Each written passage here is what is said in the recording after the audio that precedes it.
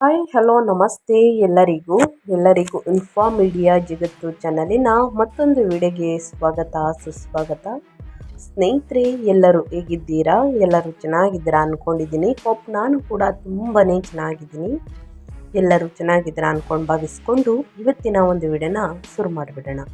ಇವತ್ತಿನ ಒಂದು ವಿಡಿಯೋದಲ್ಲಿ ಮಕರ ರಾಶಿಯವರ ಅದೃಷ್ಟ ಹೇಗಿರಲಿದೆ, ಯಾವುದರ ಬಗ್ಗೆ ಎಚ್ಚರಿಕೆ ವಹಿಸಬೇಕು, ನಿಮ್ಮ ವೃತ್ತಿ ಜೀವನದಲ್ಲಿ, ವ್ಯಾಪಾರ ವ್ಯವಹಾರದಲ್ಲಿ, ಶಿಕ್ಷಣದಲ್ಲಿ, ನಿಮ್ಮ ಆರೋಗ್ಯದ ಬಗ್ಗೆ, ಕೌಟುಂಬಿಕ ಜೀವನದ ಬಗ್ಗೆ ಏನೆಲ್ಲ ಬದಲಾವಣೆಗಳು ಕಂಡು ಬರಲಿದೆ, ಮಕರ ರಾಶಿಯವರಿಗೆ ಯಾವುದರ ಬಗ್ಗೆ ಮುನ್ನೆಚ್ಚರಿಕೆಗಳನ್ನು ತೆಗೆದುಕೊಳ್ಬೇಕು ಅನ್ನೋದನ್ನ ಕಂಪ್ಲೀಟಾಗಿ ಇದೇ ವಿಡಿಯೋದಲ್ಲಿ ತಿಳಿಸ್ಕೊಡ್ತಾ ಹೋಗ್ತೀನಿ.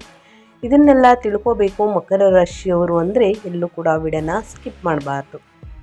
ಅಂದರೆ ವಿಡಿಯೋನ ಕಟ್ ಮಾಡಿ ಓಡಿಸ್ಕೊಂಡು ಹೋಗಿ ನೋಡ್ತೀರಾ, ಇದು ಫುಲ್ ಇನ್ಫಾರ್ಮೇಷನ್ ಅರ್ಥ ಆಗಲ್ಲ. ಸೊ ಹಾಗಾಗಿ ಎಲ್ಲ ವಿಡಿಯೋದಲ್ಲೂ ತಿಳಿಸ್ತಾ ಇರ್ತೀನಿ. ಮೊದಲಿಂದ ಕೊನೆ ತನಕ ಸಂಪೂರ್ಣವಾಗಿ ವಿಡಿಯೋವನ್ನು ವಾಚ್ ಮಾಡಿ.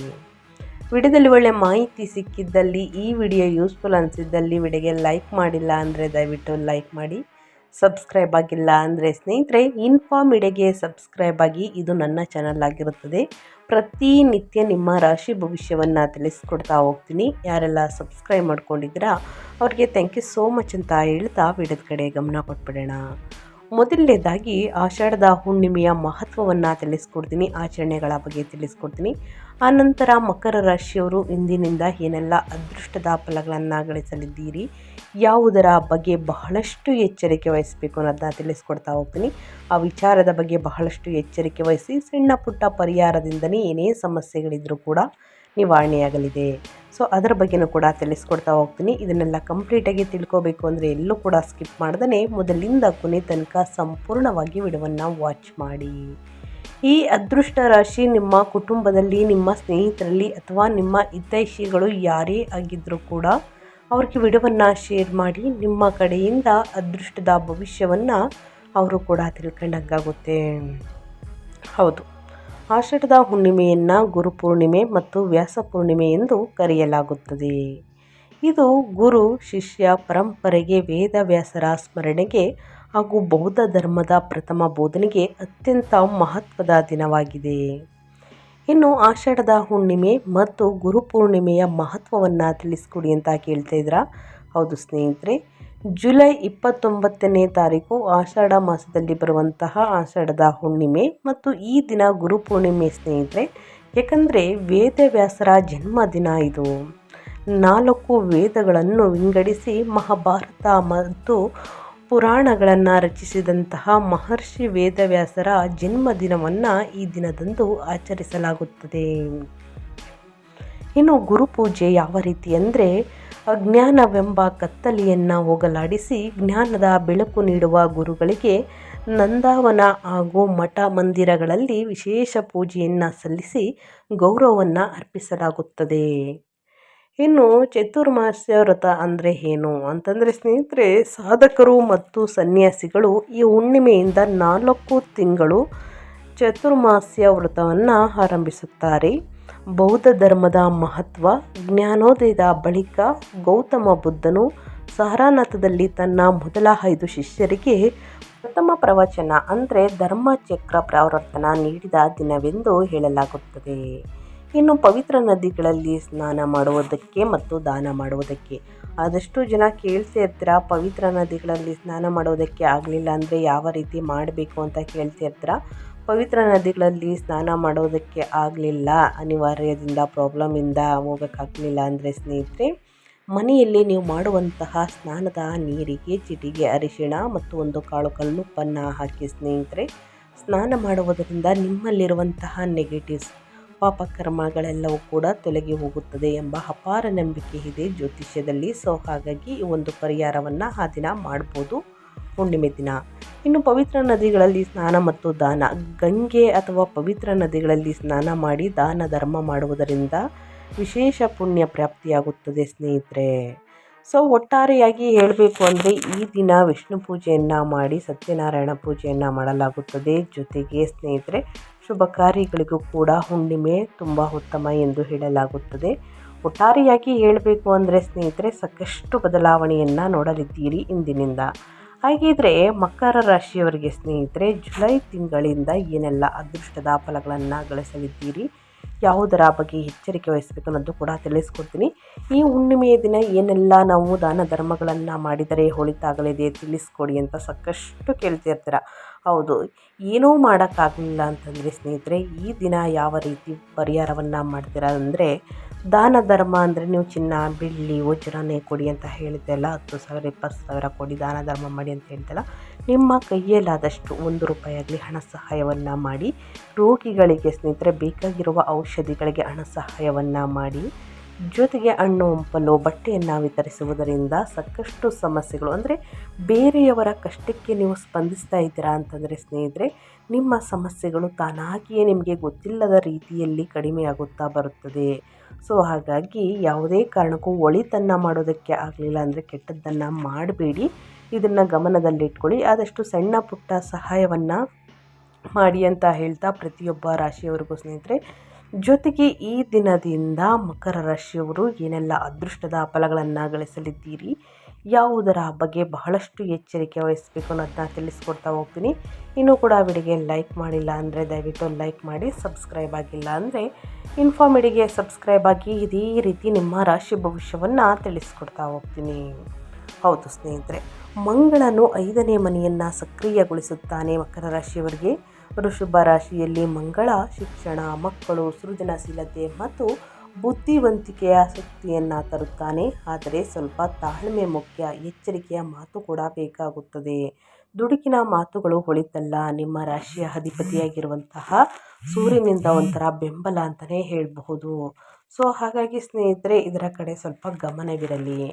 ಇನ್ನು ಅದೇ ರೀತಿ ಈ ದಿನದಿಂದ ಏನೆಲ್ಲ ಅದೃಷ್ಟದ ಫಲಗಳನ್ನು ಗಳಿಸಲಿದ್ದೀರಿ ಅಂದರೆ ಸ್ನೇಹಿತರೆ, ಶನಿಯು 3ನೇ ಮನೆಯನ್ನು ಪರೀಕ್ಷಿಸುತ್ತಾನೆ. ಮೀನರಾಶಿಯಲ್ಲಿ ಶನಿಯು ಸಂವಹನ, ಧೈರ್ಯ, ಸಣ್ಣ ಮತ್ತು ಕೌಶಲ್ಯಗಳಿಗೆ ಸಂಬಂಧಿಸಿದ ವಿಷಯಗಳಲ್ಲಿ ಶಿಸ್ತನ್ನು ಕೇಳುತ್ತಾನೆ. ನಿರಂತರ ಪ್ರಯತ್ನದ ಮೂಲಕ ನಿಧಾನ ಪ್ರಗತಿ ಇನ್ನೂ ಸಾಧ್ಯ. ಇನ್ನು 8 ಅಂತಂದರೆ 8ನೇ ಮನೆಯ ಮೇಲೆ ಪ್ರಭಾವ, ಕೇತುವಿನ ಪ್ರಭಾವ. ಸಿಂಹರಾಶಿಯಲ್ಲಿ ಕೇತು ಹಠಾತ್ ಬದಲಾವಣೆಗಳು, ಸಂಶೋಧನೆ, ವಿಮೆ, ಗುಪ್ತ ಮತ್ತು ವಿಷಯಗಳಲ್ಲಿ ನಿಲ್ಪತ್ತೆ ಅಥವಾ ಅನಿಶ್ಚಿತತೆಯನ್ನು ಉಂಟು ಮಾಡಬಹುದು. ಆದಷ್ಟು ಆಧ್ಯಾತ್ಮಿಕ ಅಭ್ಯಾಸ ಮತ್ತು ಶಾಂತ ನಿರ್ಧಾರಗಳು ಸಹಾಯವನ್ನು ಮಾಡಲಿದೆ ಅಂತಲೇ ಹೇಳ್ಬೋದು ಮಕರ ರಾಶಿಯ ವ್ಯಕ್ತಿಗಳಿಗೆ. ಒಟ್ಟಾರೆಯಾಗಿ ಹೇಳಬೇಕು ಅಂದರೆ ಜುಲೈ 2026 ಮಕರ ರಾಶಿಯವರಿಗೆ ಪ್ರಾಯೋಗಿಕ ಮತ್ತು ಪರಿವರ್ತನಾಶೀಲ ತಿಂಗಳು. 7ನೇ ಮನೆಯಲ್ಲಿ ಗುರುಗ್ರಹವು ಬಲವಾದ ಬೆಂಬಲವನ್ನು ನೀಡುತ್ತದೆ. ಇದು ಮದುವೆ, ಪಾಲುದಾರಿಕೆ ಮತ್ತು ಸಾರ್ವಜನಿಕ ವ್ಯವಹಾರಗಳಿಗೆ ಸಂಬಂಧಿಸಿದ ವಿಷಯಗಳನ್ನು ಸುಧಾರಿಸುತ್ತದೆ. ಅದೇ ಸಮಯದಲ್ಲಿ 5ನೇ ಮನೆಯಲ್ಲಿ ಮಂಗಳವು ನಿಮ್ಮನ್ನು ಸಕ್ರಿಯವಾಗಿ, ನೇರ ಮತ್ತು ಕೆಲವೊಮ್ಮೆ ತಾಳ್ಮೆ ಇಲ್ಲದ ಸ್ಥಿತಿಯಲ್ಲಿ ಸ್ನೇಹಿತರೆ ಸಾಕಷ್ಟು ಬದಲಾವಣೆಯನ್ನು ನೀಡಬಹುದು. ಆ ರೀತಿ ಸ್ಥಿತಿಯಲ್ಲಿ ಸಂಭವಿಸುತ್ತದೆ. 3ನೇ ಮನೆಯಲ್ಲಿ ಶನಿಯು ಆತುರದ ನಿರ್ಧಾರಗಳಿಂದ ನಿಧಾನ ಮತ್ತು ಸ್ಥಿರವಾದ ಕೆಲಸ ಉತ್ತಮ ಎಂದು ನಿಮಗೆ ನೆನಪಿಸುತ್ತದೆ. ಈ ತಿಂಗಳು ಪ್ರಗತಿಯನ್ನು ನೀಡಬಹುದು, ಆದರೆ ನೀವು ಧೈರ್ಯ ಮತ್ತು ತಾಳ್ಮೆಯನ್ನು ಸಂಯೋಜಿಸಿದಾಗ ಮಾತ್ರ ಫಲಿತಾಂಶಗಳು ಸ್ಥಿರವಾಗಿರುತ್ತದೆ. ಒಟ್ಟಾರೆಯಾಗಿ ಗ್ರಹಗಳ ಸಂಚಾರ ಮತ್ತು ಗ್ರಹಗಳ ಸ್ಥಾನ ಬದಲಾವಣೆಯಿಂದ ಮಕರ ರಾಶಿಯವರು ಏನೆಲ್ಲ ಬದಲಾವಣೆಯನ್ನು ನೋಡಲಿದ್ದೀರಿ, ಯಾವುದರ ಬಗ್ಗೆ ಎಚ್ಚರಿಕೆ ವಹಿಸಬೇಕು ಅನ್ನೋದನ್ನ ಕಂಪ್ಲೀಟಾಗಿ ತಿಳಿಸ್ಕೊಟ್ಟಿದ್ದೀನಿ. ಇವಾಗ ಒಂದೊಂದಾಗಿ ತಿಳಿಸೋದಾದರೆ ವೃತ್ತಿ ಜೀವನ, ವ್ಯಾಪಾರ, ವ್ಯವಹಾರದ ಬಗ್ಗೆ ನೋಡೋದಾದರೆ, ಮೊದಲನೇದಾಗಿ ನಿಮ್ಮ ಕೆರಿಯರ್ ಮತ್ತು ಜಾಬ್ ಬಗ್ಗೆ ಹೇಳೋದಾದರೆ ಮಕರ ರಾಶಿಯವರಿಗೆ ಪಾಲುದಾರಿಕೆಗಳು, ಕ್ಲೈಂಟ್ ಸಭೆಗಳು ಮತ್ತು ಸಾರ್ವಜನಿಕ ವ್ಯವಹಾರಗಳು ಮುಖ್ಯವಾಗಿರುತ್ತವೆ ಸ್ನೇಹಿತರೆ. ನೀವು ಬದ್ಧತೆಗಳನ್ನು ಸ್ಪಷ್ಟವಾಗಿ ಮತ್ತು ಲಿಖಿತವಾಗಿ ಇಟ್ಕೊಳ್ಬೇಕು. ತಿಂಗಳ ದ್ವಿತೀಯಾರ್ಧದಲ್ಲಿ ಅಂದರೆ 29ನೇ ತಾರೀಕು ಹುಣ್ಣಿಮೆ ಇರುವ ಕಾರಣ ಸ್ನೇಹಿತರೆ ಹೆಚ್ಚು ನಿರ್ಣಾಯಕವಾಗಿರುವುದರಿಂದ ಸೂರ್ಯನು ಕರ್ಕ ರಾಶಿಯಲ್ಲಿ ಉತ್ತುಂಗದಲ್ಲಿರುವ ಗುರುವಿನ ಜೊತೆ ಸೇರುತ್ತಾರೆ.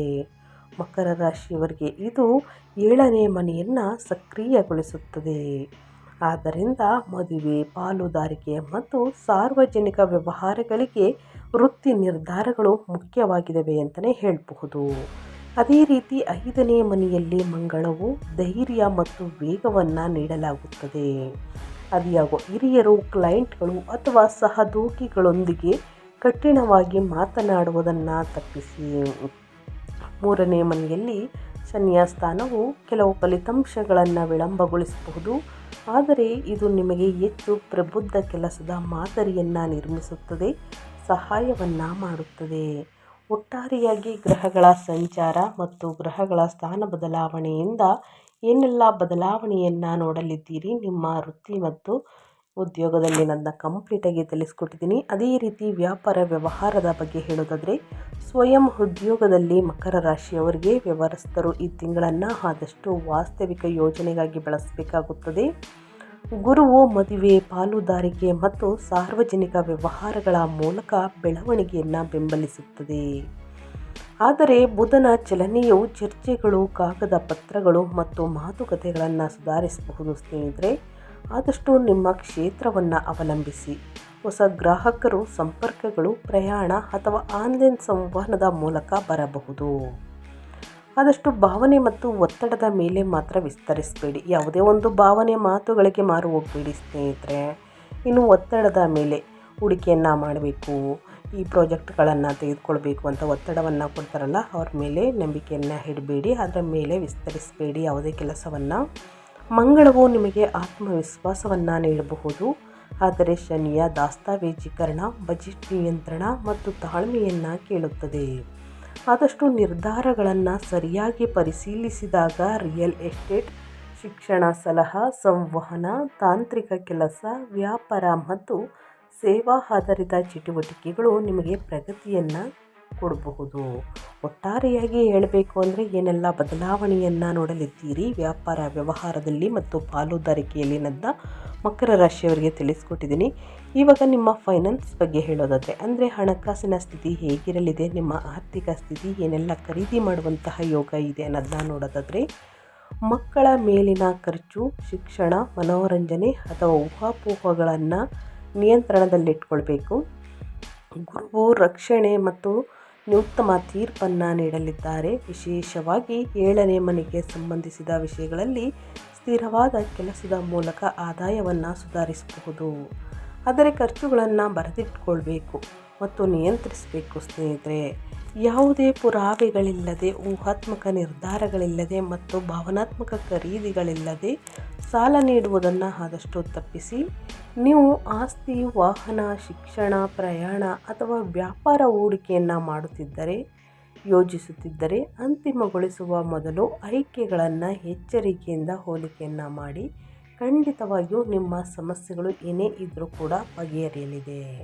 ಒಟ್ಟಾರೆಯಾಗಿ ಏನೆಲ್ಲ ಅದೃಷ್ಟದ ಫಲಗಳನ್ನು ನೋಡಲಿದ್ದೀರಿ, ನಿಮ್ಮ ಹಣಕಾಸಿನ ಪರಿಸ್ಥಿತಿ ಹೇಗಿರಲಿದೆ, ಏನೆಲ್ಲ ಖರೀದಿ ಮಾಡುವಂತಹ ಯೋಗ ಇದೆ ಅನ್ನೋದನ್ನ ಕಂಪ್ಲೀಟಾಗಿ ತಿಳಿಸ್ಕೊಟ್ಟಿದ್ದೀನಿ.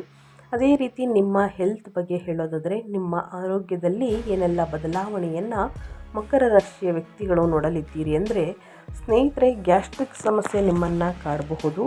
ಭುಜಗಳು, ತೋಳುಗಳು, ಗಂಟಲಿನ ಒತ್ತಡ ಮತ್ತು ಪ್ರಯಾಣದ ಆಯಾಸಕ್ಕೆ ಎಚ್ಚರಿಕೆ ಅಗತ್ಯ. ಮಂಗಳ ಗ್ರಹವು ಶಾಖ, ಕಿರಿಕಿರಿ ಮತ್ತು ಚಡಪಡಿಕೆಯನ್ನು ಹೆಚ್ಚಿಸಬಹುದು. ಆದ್ದರಿಂದ ಅನಿಯಮಿತ ಆಹಾರ, ಕೋಪ ಮತ್ತು ಅತಿಯಾದ ಕೆಲಸವನ್ನು ಆದಷ್ಟು ತಪ್ಪಿಸಿ. ನಿರ್ಲಕ್ಷ್ಯಪಟ್ಟಂತಹ ಸಮಸ್ಯೆಯನ್ನು ಮುಂದೂಡಬಾರದು ಎಂದು ಗ್ರಹಗಳ ಸೂಚನೆ. ಮೇನ್ ಸ್ನೇಹಿತರೆ, ನಿಮ್ಮ ರಾಶಿಯ ಅಧಿಪತಿಯಾಗಿರುವಂತಹ ಸೂರ್ಯನ ಸೂಚನೆ. ಇದರಿಂದ ಶಾಖ, ಕಿರಿಕಿರಿ, ಚಡಪಡಿಕೆ ಹೆಚ್ಚಾಗಬಹುದು. ಅಭಯ, ಆತಂಕ, ನಿರ್ಭಯ ಇದ್ದಲ್ಲಿ ಶನಿ ಸ್ತೋತ್ರವನ್ನು ಹೇಳಿ ಸಮಸ್ಯೆಗಳು ಕ್ರಮೇಣವಾಗಿ ಕಡಿಮೆಯಾಗಲಿದೆ ನಿಮ್ಮ ಆರೋಗ್ಯದಲ್ಲಿ. ಇನ್ನು ನಿಯಮಿತ ನಿದ್ರೆಯನ್ನು ಮಾಡಿ.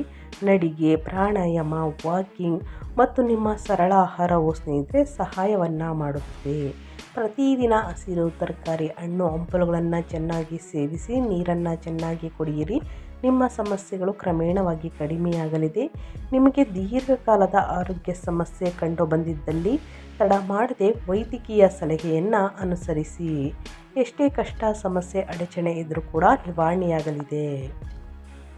ಇನ್ನು ಅದೇ ರೀತಿ ಮಕರ ರಾಶಿಯವರ ವೈವಾಹಿಕ, ಕುಟುಂಬ ಮತ್ತು ಪ್ರೇಮ ಜೀವನ ಹೇಗಿರಲಿದೆ, ಏನೆಲ್ಲ ಬದಲಾವಣೆಗಳನ್ನು ನೋಡಲಿದ್ದೀರಿ, ಯಾವುದರ ಬಗ್ಗೆ ಎಚ್ಚರಿಕೆ ವಹಿಸಬೇಕು ಅಂದರೆ, ಮದುವೆ ಮತ್ತು ಪಾಲುದಾರಿಕೆ ವಿಷಯಗಳಿಗೆ ಮುಕ್ತತೆ ಮತ್ತು ಪರಸ್ಪರ ಗೌರವದ ಅಗತ್ಯವಿದೆ. ತಿಂಗಳ ದ್ವಿತೀಯಾರ್ಧದ ನಂತರ ಶುಕ್ರ ರಾಶಿ ಬದಲಾವಣೆ ಮಾಡುವುದರಿಂದ ಭಾವನಾತ್ಮಕ ತಾಪಮಾನ. ಆದರೆ 8ನೇ ಮನೆಯಲ್ಲಿ ಕೇತು ಹಠಾತ್ ಬದಲಾವಣೆಗಳು, ಸಂಶೋಧನೆ, ವಿಮೆ ಮತ್ತು ಗುಪ್ತ ವಿಷಯಗಳಿಗೆ ಸಂಬಂಧಿಸಿದ ವಿಷಯಗಳಲ್ಲಿ ದೂರ ಅಥವಾ ಗೊಂದಲವನ್ನು ಉಂಟು ಮಾಡಬಹುದು. ಮೃದುವಾಗಿ ಮಾತನಾಡಿ ಮತ್ತು ಎಲ್ಲ ಸಣ್ಣ ವಿಷಯವನ್ನು ಚರ್ಚೆಯಾಗಿ ಪರಿವರ್ತಿಸಬೇಡಿ. ನೀವು ಮೊದಲು ಕೇಳಿಸ್ಕೊಳ್ಳಿ, ನಂತರ ವೈವಾಹಿಕ ಮತ್ತು ಕುಟುಂಬ ಸಾಮರಸ್ಯವು ಸುಧಾರಿಸಲಿದೆ. ಒಟ್ಟಾರೆಯಾಗಿ ಗ್ರಹಗಳ ಸಂಚಾರ ಮತ್ತು ಗ್ರಹಗಳ ಸ್ಥಾನ ಬದಲಾವಣೆಯಿಂದ ಏನೆಲ್ಲ ಬದಲಾವಣೆಯನ್ನು ನೋಡಲಿದ್ದೀರಿ? ಮನೆಯಲ್ಲಿ ಶುಭ ಕಾರ್ಯಗಳು ನಡೆಯಬಹುದು ಸ್ನೇಹಿತರೆ. ಜೊತೆಗೆ ಸಂತಾನ ಬಗ್ಗೆದ ಶುಭವಾರ್ತೆಯನ್ನು ನೋಡಲಿದ್ದೀರಿ. ಯಾವುದೇ ಸಂಬಂಧ ಗಟ್ಟಿಯಾಗಿರಬೇಕು ಅಂದರೆ ನೀವು ಆಡುವ ಮಾತಿನಲ್ಲಿ ಇರುತ್ತದೆ. ದುಡುಕಿನ ಮಾತುಗಳು ಒಳಿತಲ್ಲ. ನಿಮ್ಮ ಮಾತಿನ ಮೇಲೆ ಸ್ವಲ್ಪ ನಿಗಾ ಇರಲಿ. ಎಲ್ಲ ವಾದ ವಿವಾದಗಳನ್ನು ಮಾಡುವುದಕ್ಕೆ ಹೋಗಬೇಡಿ. ಎಲ್ಲ ವಾದದಲ್ಲೂ ನಾನೇ ಗೆಲ್ಲಬೇಕು ಎಂಬ ಛಲವನ್ನು ಬಿಟ್ಟು ಸ್ನೇಹಿತರೆ. ಆದಷ್ಟು ಅನುಸರಿಸ್ಕೊಂಡು ಹೋಗಿ, ರಾಜಿ ಮಾಡ್ಕೊಳ್ಳಿ. ಖಂಡಿತವಾಗಿಯೂ ಕುಟುಂಬದಲ್ಲಿ ಸಾಮರಸ್ಯ, ನೆಮ್ಮದಿ, ಸಂತೋಷ ನೆಲೆ ಮಾಡಲಿದೆ ಅಂತಲೇ ಹೇಳ್ಬೋದು. ಇನ್ನು ಅದೇ ರೀತಿ ವಿದ್ಯಾರ್ಥಿಗಳ ಬಗ್ಗೆ ಹೇಳೋದಾದರೆ, ವಿದ್ಯಾಭ್ಯಾಸದಲ್ಲಿ ಏನೆಲ್ಲ ಬದಲಾವಣೆಯನ್ನು ನೋಡಲಿದ್ದೀರಿ ಅಂದರೆ, ಸಂಶೋಧನೆ, ಅಂತೇಂದ್ರಿಯ ಅಧ್ಯಯನಗಳು, ಮನೋವಿಜ್ಞಾನ, ವಿಮೆ, ಔಷಧ ಮತ್ತು ಆಳವಾದ ವಿಷಯಗಳು ಒಲವು ತೋರುತ್ತವೆ. ಭಯವನ್ನು ತಪ್ಪಿಸುತ್ತದೆ. ಬುಧನ ಚಲನೆಯು ಪರಿಷ್ಕರಣೆ, ಚರ್ಚೆ ಮತ್ತು ಲಿಖಿತ ಅಭ್ಯಾಸದ ಮೂಲಕ ಕಲಿಕೆಗೆ ಸಹಾಯವನ್ನು ಮಾಡುತ್ತದೆ.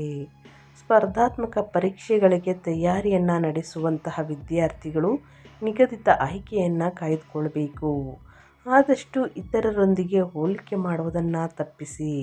ಒಂದೊಂದೇ ವಿಷಯವನ್ನು ಪೂರ್ಣಗೊಳಿಸುವತ್ತ ಗಮನ ಹರಿಸಿ. ಶಿಕ್ಷಕರು, ಹಿರಿಯರು ಅಥವಾ ಮಾರ್ಗದರ್ಶಕರ ಮಾರ್ಗದರ್ಶನ ಈ ತಿಂಗಳು ತುಂಬ ಉಪಯುಕ್ತವಾಗಿದೆ. ಒಟ್ಟಾರೆಯಾಗಿ ಹೇಳಬೇಕು ಅಂದರೆ ಏನೆಲ್ಲ ಬದಲಾವಣೆಯನ್ನು ಮಕರ ರಾಶಿಯ ವಿದ್ಯಾರ್ಥಿಗಳು ನೋಡಲಿದ್ದೀರಿ ಅಂತ ಕಂಪ್ಲೀಟಾಗಿ ತಿಳಿಸ್ಕೊಟ್ಟಿದ್ದೀನಿ. ಈ ತಿಂಗಳು ಏನೆಲ್ಲ ಪರಿಹಾರವನ್ನು ಅನುಸರಿಸಬೇಕು ಅನ್ನೋದನ್ನ ತಿಳಿಸ್ಕೊಡ್ತೀನಿ. ಈ ಪರಿಹಾರವನ್ನು ಹುಣ್ಣಿಮೆ ದಿನ ಅಂದರೆ ಆಷಾಢದ ಹುಣ್ಣಿಮೆ ದಿನ ಕೂಡ ಮಾಡ್ಬೋದು ಅಥವಾ ಬಿಡೋ ದಿನ ಕೂಡ ಮಾಡ್ಬೋದು. ಗ್ರಹಗಳು ನಿಮ್ಮ ಆರೋಗ್ಯದಲ್ಲಿ ಸಾಕಷ್ಟು ಏರುಪೇರನ್ನು ಉಂಟು ಮಾಡಲಿದೆ ಸ್ನೇಹಿತರೆ. ಆ ಸಮಸ್ಯೆಗಳೆಲ್ಲ ನಿವಾರಣೆಯಾಗಬೇಕು ಅಂದರೆ ಈ ತಿಂಗಳು ಒತ್ತಡವನ್ನು ಕಡಿಮೆ ಮಾಡಲು ಮತ್ತು ಗುರು, ಶನಿ ಮತ್ತು ಇತರ ಗ್ರಹಗಳ ಅನುಕೂಲಕರ ಫಲಿತಾಂಶಗಳನ್ನು ಸುಧಾರಿಸಲು ನಾನು ಹೇಳುವಂತಹ ಸರಳ ಪರಿಹಾರವನ್ನು ಅನುಸರಿಸಿ. ಭಾವನಾತ್ಮಕ ಸ್ಥಿರತೆಗಾಗಿ ಸೋಮವಾರದಂದು ಶಿವನಿಗೆ ಪ್ರಾರ್ಥನೆಯನ್ನು ಸಲ್ಲಿಸಿ. ಶಿವ ಮಂತ್ರವನ್ನು ಸ್ನೇಹಿತರೆ 108 ಬಾರಿ ಹೇಳಿ, ಓಂ ನಮಃ ಶಿವಾಯ, ಓಂ ನಮಃ ಶಿವಾಯ ಎಂದು. ಅದೇ ರೀತಿ ದಾಂಪತ್ಯ ಸುಖಕ್ಕಾಗಿ ಗುರುವಾರ ಗುರುವಿನ ಪೂಜೆಯನ್ನು ಮಾಡಿ, ಗುರು ಸ್ತೋತ್ರವನ್ನು ಹೇಳಿ. ಪಾಲುದಾರಿಕೆ ಮತ್ತು ಮಾರ್ಗದರ್ಶನ ಖಂಡಿತವಾಗಿಯೂ ಇರಲಿದೆ. ಇನ್ನು 8ನೇ ಮನೆಯಲ್ಲಿ ಕೇತುವಿನಿಂದ ಉಂಟಾಗುವ ಹಠಾತ್ ಆತಂಕ, ಭಯ, ನಿರ್ಭಯ, ತೊಂದರೆ, ಅಡಚಣೆಯನ್ನು ಕಡಿಮೆ ಮಾಡಲು ಗಣಪತಿ ಅಥರ್ವ ಶೀರ್ಷವನ್ನು ಪಠಿಸಿ. ಆದಷ್ಟು ಈ ಸಣ್ಣ ಪುಟ್ಟ ಪರಿಹಾರವನ್ನು ಮಾಡಿ ಸಮಸ್ಯೆಗಳು ಕಡಿಮೆಯಾಗಲಿದೆ ಅಂತ ಹೇಳ್ತಾ ಮಕರ ರಾಶಿಯವರಿಗೆ ನಾನು ವಿಡಿಯೋವನ್ನು ಎಂಡ್ ಮಾಡ್ತಾ ಇದ್ದೀನಿ. ಇವತ್ತಿನ ಒಂದು ವಿಡಿಯೋದಲ್ಲಿ ಸಂಪೂರ್ಣ ಮಾಹಿತಿ ಸಿಕ್ಕಿದ್ದಲ್ಲಿ, ಈ ವಿಡಿಯೋ ಯೂಸ್ಫುಲ್ ಅನಿಸಿದ್ದಲ್ಲಿ ವಿಡಿಯೋಗೆ ಲೈಕ್, ಕಮೆಂಟ್, ಶೇರ್ ಮಾಡಿ ನಿಮ್ಮ ಅಭಿಪ್ರಾಯವನ್ನು ತಿಳಿಸಿ. ನಿಮಗೂ ಮತ್ತು ನಿಮ್ಮ ಕುಟುಂಬಕ್ಕೆ ತುಂಬಾ ಒಳ್ಳೆಯದಾಗಲಿ. ಮತ್ತೊಂದು ವಿಡಿಯೋದಲ್ಲಿ ಸಿಗ್ತೀನಿ. Thank you for watching.